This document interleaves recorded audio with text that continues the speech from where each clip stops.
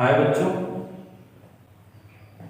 जैसा कि हम लोग पिछले वीडियो में पढ़े हुए थे ठोसों में दोष। तो ठोसों में दोष तो उसमें बहुत सारे टाइप थे जो हमने आप लोगों को बता दिया था और हम लोग पढ़ चुके हैं। ठीक है, आज हम लोग पढ़ने वाले हैं नॉन स्टोइकियोमेट्रिक दोष। ठीक है, ठोसों में या आयनिक ठोसों में कौन कौन से दोष पाए जाते हैं, ठीक है, इसके बारे में हम लोग डिस्कस कर रहे थे। तो यहाँ पे आज हम लोग पढ़ने वाले हैं नॉन स्टोइकियोमेट्रिक दोष और आगे की चीजें तो यहाँ पे देखने वाले हैं। ठीक है, तो नॉन स्टोइकियोमेट्रिक दोष किसे कहते हैं? ठीक है, तो नॉन स्टोइकियोमेट्रिक कहते हैं जिन आयनिक यौगिकों में धनायनों तथा ऋणायनों का अनुपात उसके रासायनिक सूत्रों द्वारा प्रदर्शित अनुपात से भिन्न होता है। ठीक है, अनुपात से भिन्न होता है तो ऐसे दोष को नॉन स्टोइकियोमेट्रिक दोष कहते हैं। ठीक है, अगर यहाँ पे डिफरेंस है ये, ठीक है, तो इसको हम क्या कहते हैं? नॉन स्टोइकियोमेट्रिक दोष कहते हैं। ठीक है, तो नॉन स्टोइकियोमेट्रिक दोष में क्या होता है?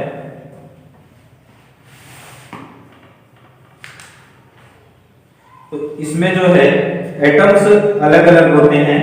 ठीक है, और कह सकते हैं कि अलग होने का मतलब यही है कि इसमें इलेक्ट्रॉनों की संख्या ज्यादा हो जाएगी या प्रोटॉनों की संख्या ज्यादा हो जाएगी। ठीक है, और ज्यादा कुछ इसमें होता नहीं है।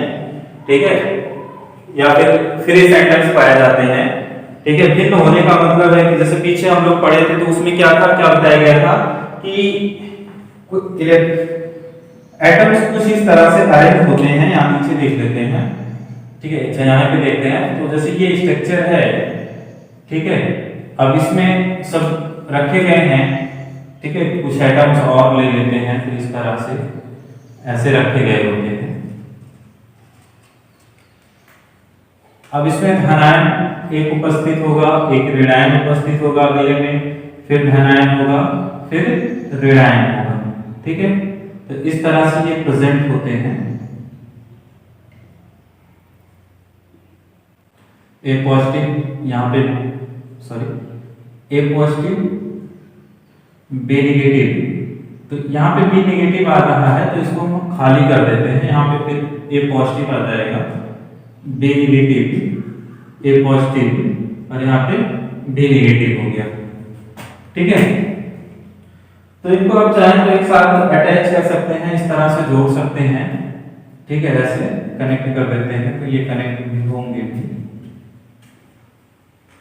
पास पास होते हैं, जो कि सॉलिड है तो भी पास पास होंगे, या आप कह सकते हैं कि कुछ ही डिस्टेंस पर होते हैं, जो कि सब में क्या होता है, बराबर होता है।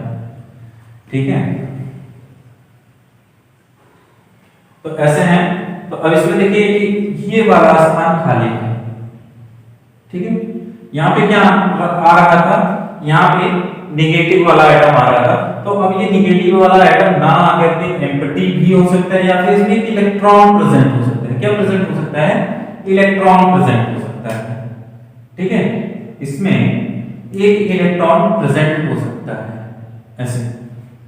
तो ये उपस्थित है अगर, तो इसका मतलब है कि ये कैसा दोष प्रदर्शित कर रहा है? ये नॉन स्टोइकियोमेट्रिक दोष प्रदर्शित कर रहा है।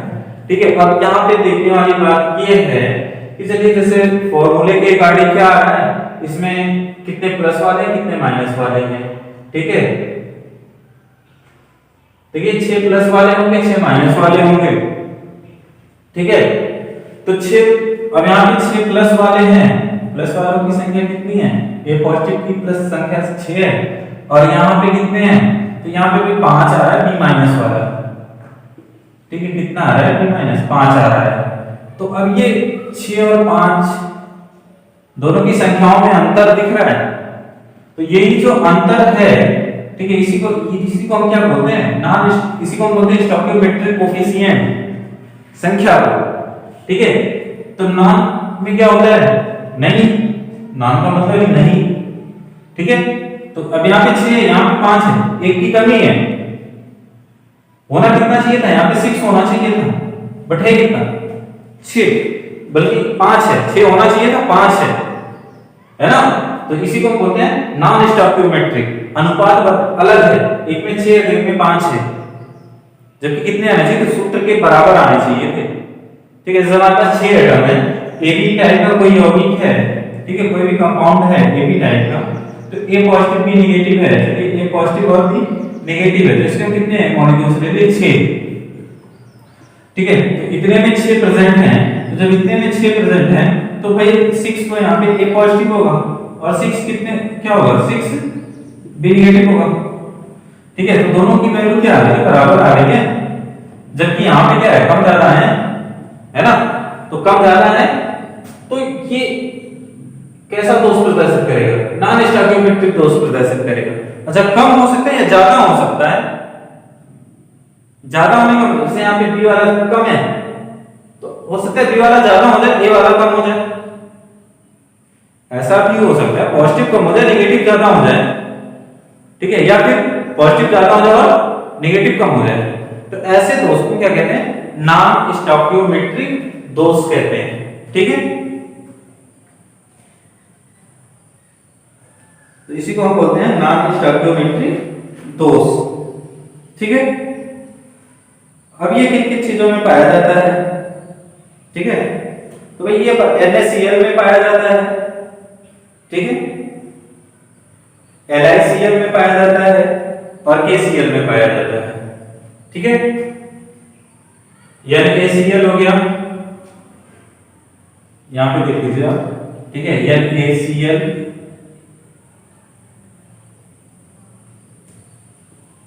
NaCl हो गया, LiCl और KCl। ठीक है, इनमें पाया जाता है नॉन स्टॉइकियोमेट्रिक दोष।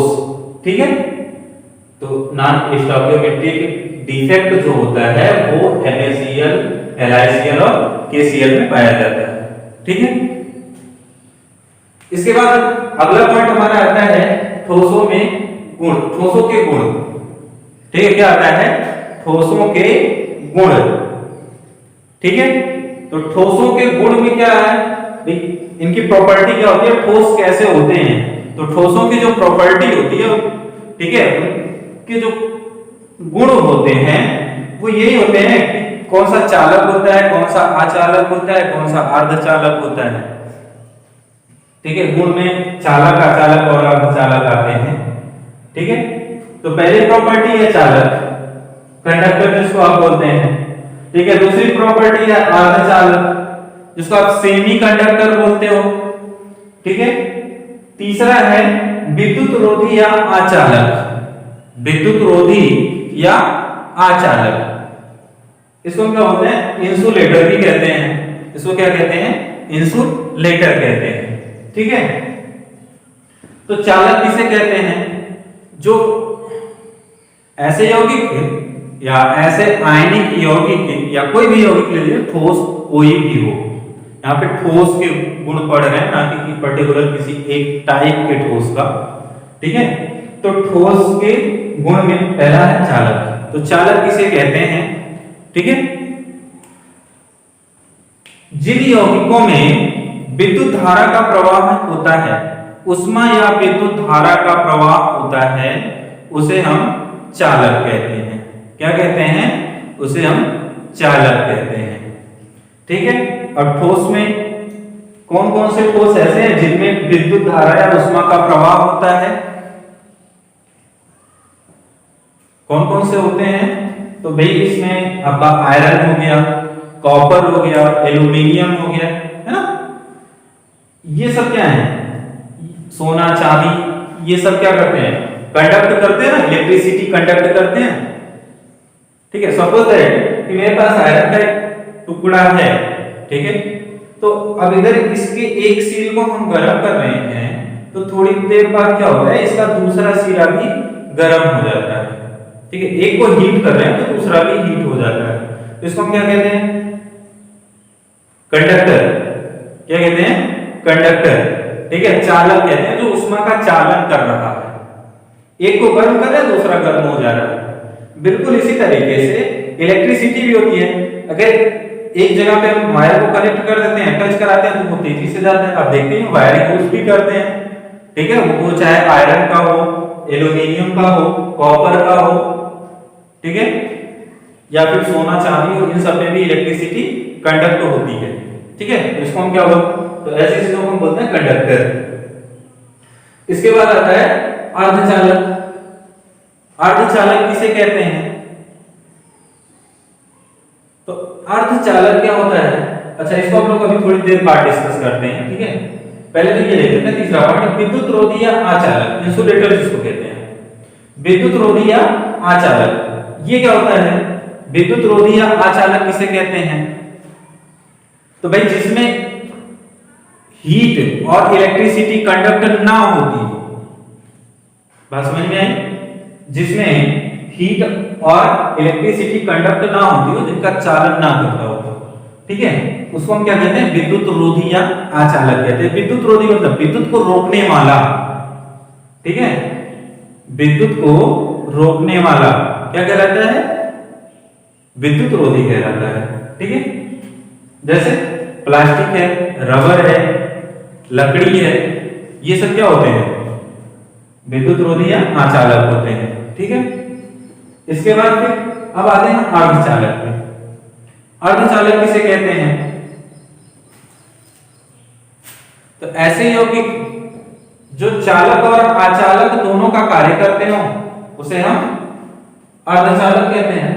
चालक और आचालक दोनों का काम करते हो, उसे हम क्या कहते हैं, अर्धचालक कहते हैं, ठीक है।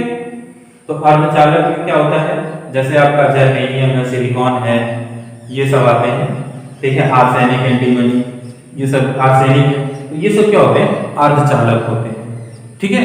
ये जरूरत के मुताबिक करते हैं काम। अगर इनमें आप विद्युत धारा प्रवाहित कराते हैं, तो जरूरत के अकॉर्डिंग आपके इसमें विद्युत धारा का प्रवाह होगा, जितनी आपको आवश्यकता होगी, ठीक है। तो अर्धचालक के टाइप यहाँ पे देख लेते हैं, अर्धचालक के प्रकार, ठीक है। अर्धचालक कितने प्रकार के होते हैं, तो भाई अर्धचालक दो प्रकार के होते हैं। कौन कौन से, एक होता है एन प्रकार अर्धचालक, दूसरा होता है पी प्रकार अर्धचालक, ठीक है। इसको हम क्या कहते हैं, N type semiconductor, P type semiconductor, ठीक है। एन टाइप सेमीकंडक्टर और पी टाइप सेमीकंडक्टर में क्या क्या होता है,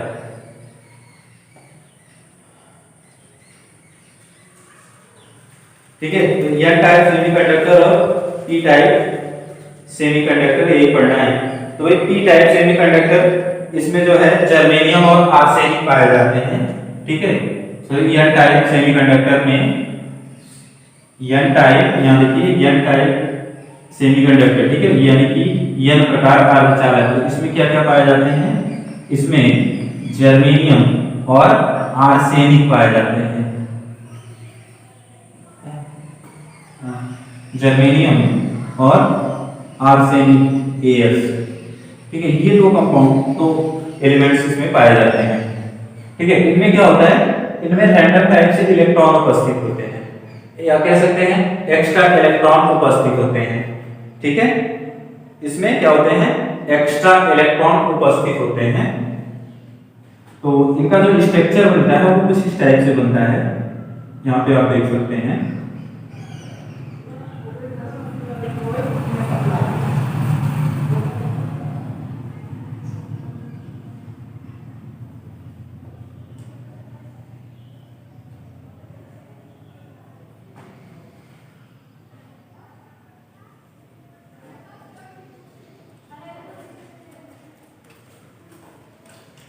जर्मेनियम, जर्मेनियम और यहाँ पे भी जर्मेनियम, ठीक है।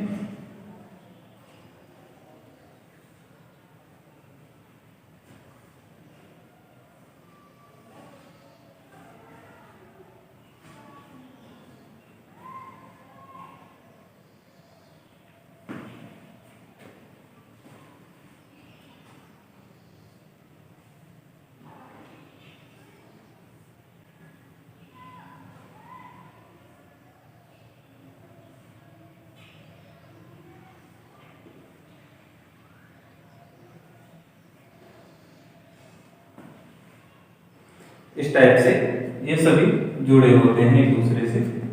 ठीक है,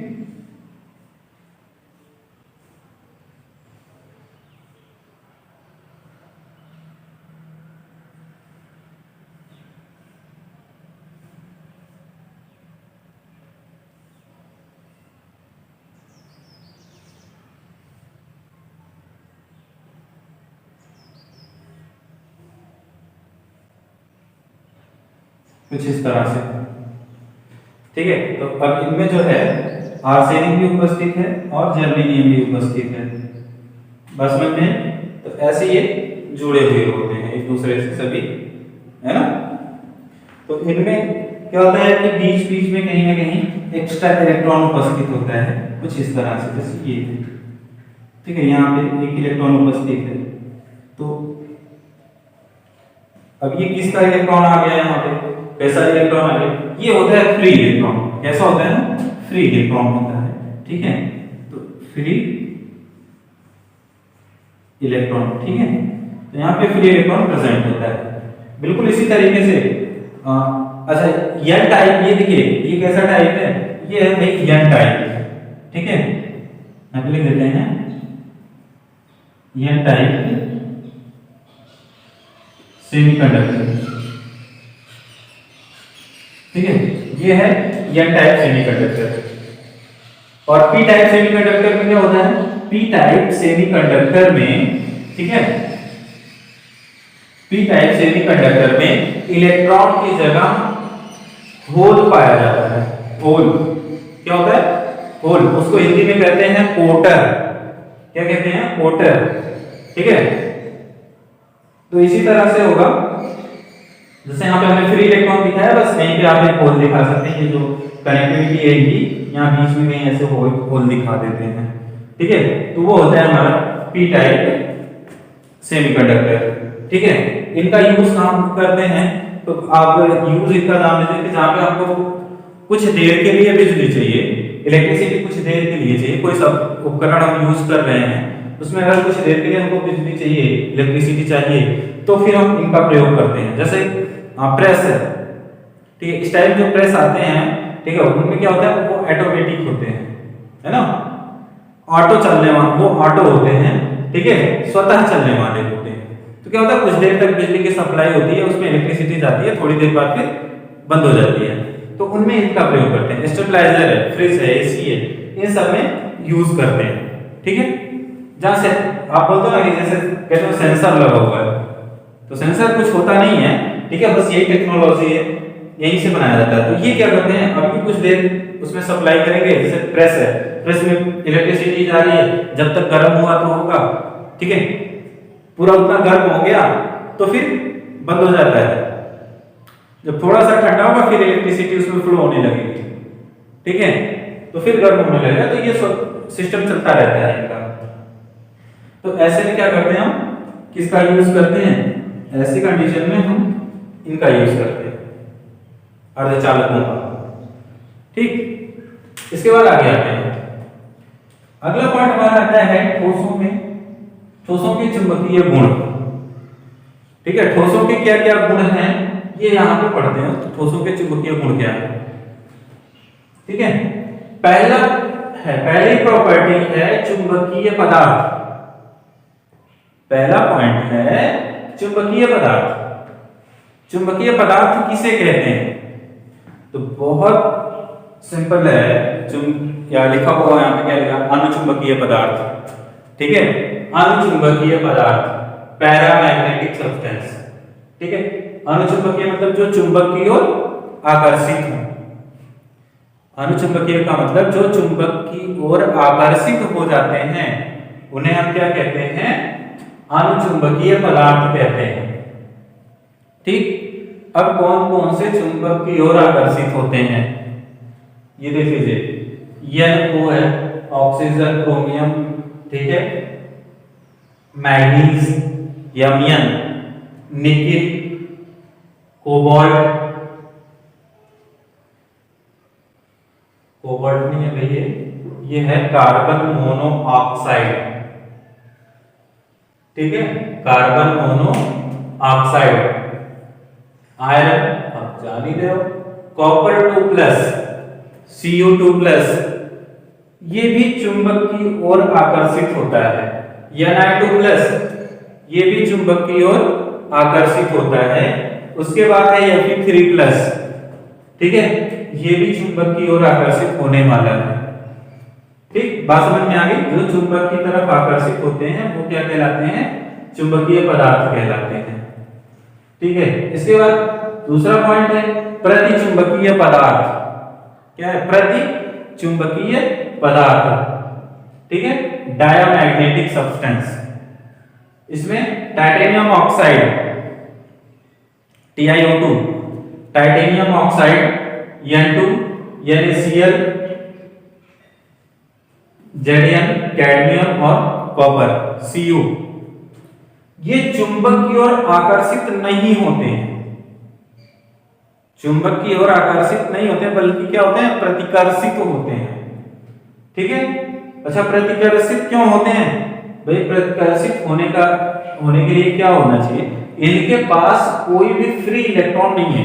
फ्री अब कह सकते हैं कि अनपेयर इलेक्ट्रॉन नहीं है, अयुग्मित जिसको आप कहते हैं, अयुग्मित इलेक्ट्रॉन नहीं है, इसलिए ये चुंबक की ओर आकर्षित नहीं होते हैं। ठीक है, इसके बाद है तीसरा पॉइंट हमारा लौह चुंबकीय पदार्थ।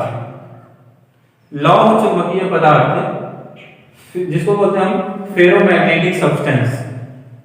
ठीक है, इसमें क्या होता है? ये चुंबकीय क्षेत्र द्वारा, कहीं चुंबक है, एक से सारे चुंबक रख देते हैं, उसके कहीं दूर रख देते हैं, तो चुंबकीय क्षेत्र के द्वारा तेजी से आकर्षित होते हैं। क्या होते हैं? तेजी से आकर्षित होते हैं चुंबक की ओर, बहुत तेजी से। ठीक है, जैसे फॉर एग्जांपल आयरन। ठीक है, दूसरा कोबाल्ट, निकिल, क्रोमियम, ये क्या होते हैं? ये चुंबक की ओर तेजी से आकर्षित होने वाले हैं। ठीक है, चुंबक की ओर बहुत ही तेजी से आकर्षित होते हैं। ठीक है, इसके बाद अगला पॉइंट आता है जो चौथा पॉइंट है। ठीक, चौथा पॉइंट है फेरी चुंबकीय प्रतिलौह चुंबकीय पदार्थ। प्रतिलौह चुंबकीय पदार्थ।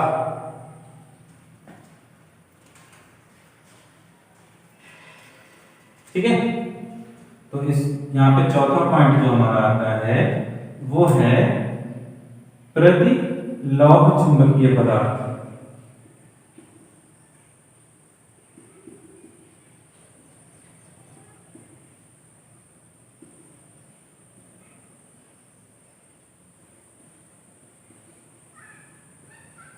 ठीक है, प्रतिलौह चुंबकीय पदार्थ, तो इसको क्या बोलते हैं? Anti ferromagnetic substance. ठीक है, अब इसमें क्या होता है भाई? इनके पास अयुग्मित इलेक्ट्रॉन होता है। बात समझ में आ रही है? ये जो होते हैं, ठीक है, इसको क्या बोलते हैं? इसको बोलते हैं एंटी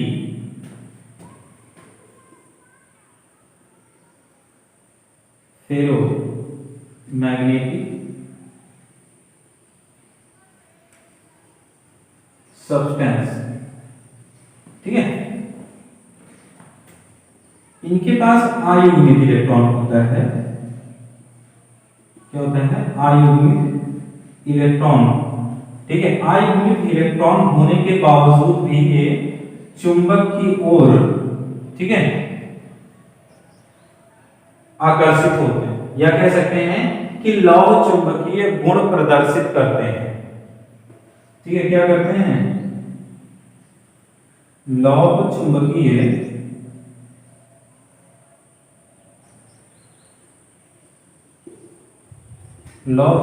गुण प्रदर्शित करते हैं। ठीक है, जब लौह चुंबकीय गुण प्रदर्शित करते हैं तो ऐसे यौगिकों को, ऐसे पदार्थों को हम क्या कहते हैं? प्रतिलौह चुंबकीय पदार्थ। ठीक है, एग्जाम्पल में आप ले सकते हैं, जैसे MnO, ठीक है, MnO2 है, ठीक है, Mn2O3 है, MnO3, ठीक है। ये क्या है, प्रतिलौह चुंबकीय पदार्थ है, ठीक है, FeO2। तो ये सभी प्रतिलौह चुंबकीय, सॉरी O2 नहीं O है, ठीक है। तो ये सभी प्रतिलौह चुंबकीय पदार्थ होते हैं, ठीक है। इसके बाद एक लास्ट पॉइंट आपका आता है, ठीक है,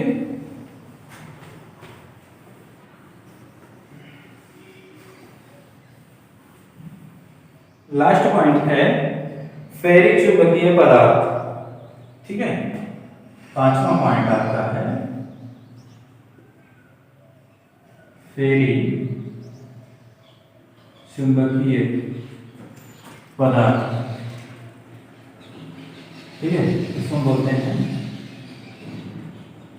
फेरिक मैग्नेटिक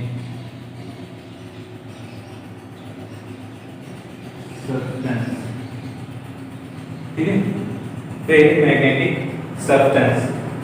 इसमें फेरिक चुंबकीय पदार्थ, इसमें क्या होता है कि इसमें अयुग्मित इलेक्ट्रॉन उपस्थित होते हुए भी, ठीक है, इनके चुंबकीय आघूर्ण का मान, ठीक है, इनके चुंबकीय आघूर्ण का मान काफी कम होता है।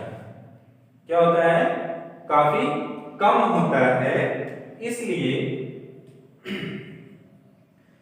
इनको हम फेरिक मैग्नेटिक सब्सटेंस कहते हैं, ठीक है। ऐसे पदार्थ जिनमें अयुग्मित इलेक्ट्रॉन उपस्थित होने के बावजूद उनके चुंबकीय आघूर्ण का मान अत्यधिक कम होता है, फेरिक मैग्नेटिक या फेरिक चुंबकीय पदार्थ कहलाते हैं, ठीक है। इसमें जैसे आपका होता है एग्जाम्पल, ठीक है, तो एग्जाम्पल में है Fe3O4, Fe3O4, ठीक है, Fe2O4, Fe2O4, ठीक है। या फिर आप यहाँ पे लिख सकते हैं M2+, ठीक है। ने यहाँ पे M2+ लिखा है, M2+ में क्या क्या हो सकते हैं, ठीक है, मैग्नीशियम है, तो यहाँ पे आप देख लीजिए, ठीक है, जहां M = MgCu, ठीक है, MgCu, और क्या ले सकते हैं Zn, ठीक है, ये होता है, ठीक। इसी के साथ साथ ये आपका पहला लेसन खत्म होता है, ठीक। फर्स्ट लेसन यहीं पे खत्म होता है, ठीक है। इसके बाद नेक्स्ट वीडियो में हम लोग पढ़ेंगे अगला टॉपिक सॉल्यूशन, ठीक है, विलयन फिजिक्स।